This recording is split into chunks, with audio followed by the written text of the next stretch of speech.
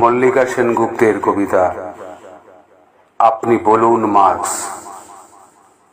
ছড়া যে বানিয়েছিল, কাঁথা বুনেছিল, দ্রাবের যে মেয়ে এসে গম বোনা শুরু করেছিল, আর্য পুরুষের খেতে যে লালন করেছিল শিশু, সে যদি শ্রমিক নয় তবে শ্রম কাকে বলে? আপনি বলুন মার্কস, কে শ্রমিক আর কে শ্রমিক নয়?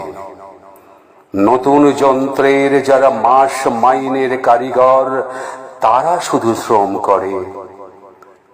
শিল্পযুগ যাকে বস্তি উপহার দিল, সেই শ্রমিক গৃহিণী প্রতিদিন জল তোলে, ঘর মুছে, খাবার বানায়। হাড় ভাঙা খাটুনির শেষে রাত হলে ছেলেকে পিট্টি দিয়ে বসে বসে কাঁদে, সেও কি শ্রমিক নয়? আপনি বলুন মার্কস, শ্রম কাকে বলে?